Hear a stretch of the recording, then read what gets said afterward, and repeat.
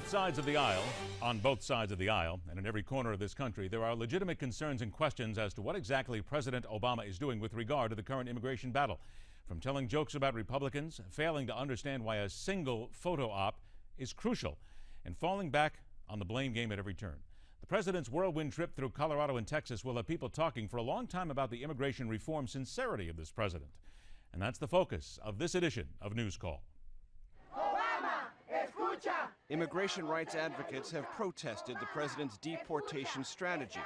Gustavo Torres is executive director of Casa de Virginia and Casa de Maryland. What I hear from the president is that they want to be a quicker deportation machine.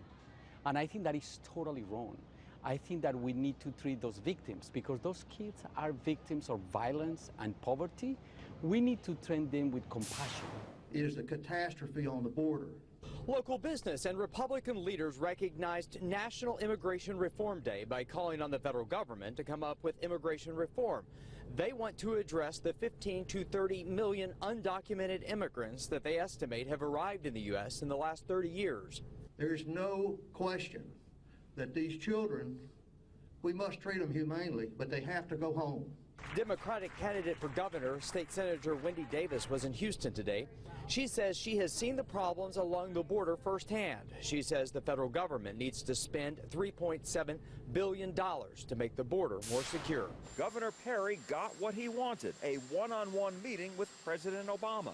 They spoke face-to-face about border security aboard Marine One on their way from DFW Airport to Love Field. Afterwards, the president said he and the governor aren't far apart at all. There's nothing that the governor indicated he'd like to see that I have a philosophical objection to. The governor says he asked for 1,000 additional National Guard troops along the border and that the president send a clear message to Central American families. Lawmakers pressed Obama administration officials about the situation on the border at a hearing today. The children continue to come across the border. It's a very fluid situation. The president's trip will not include a border visit, something many Republicans are pushing for. If you refuse to go out of stubborn pride or whatever the reason is, then you're simply going to be ignorant of what are the best ways we can work together to solve this underlying problem. The issue so heated here in Dallas, it was standing room only at this county commissioners meeting Tuesday, debating plans to house 2,000 kids from the border. Some argue sending them home would be wrong. That's not only immoral, ungodly, unkind, unfeeling, un-Texan, unforgivable. We will be judged. As for this afternoon's Texas showdown, President Obama will meet with local leaders, including Republican Governor Rick Perry, who just this week insisted the president doesn't care if the southern border is secure. Elva and her husband from Guatemala took center stage in Murrieta Wednesday night, supporting undocumented immigrants.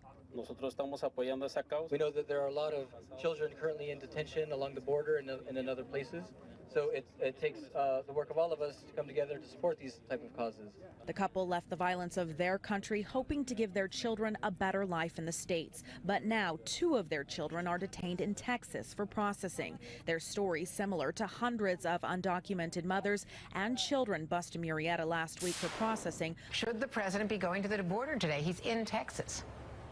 Absolutely. He'll be 500 miles from Dallas, and in fact, he'll be 242 miles from Austin, Texas, the other fundraiser that he'll be having. So he's so close to the border. And let me say this, when I saw, and I hate to use the word bizarre, but under the circumstances, when he is shown playing pool in Colorado, drinking a beer, and he can't even go 242 miles to the Texas border. And it is worthwhile pointing out that the White House has had some words for certain Democrats who have spoken out against the president or have said perhaps he should have gone to the border. They have had their wrist slapped nicely by the White House. But there are those on both sides who will not stop speaking out about it, and it is certainly growing every single day. We'll have more on that coming up soon.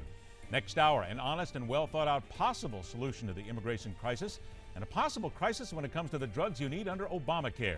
That and a lot more coming up right here on MidPoint.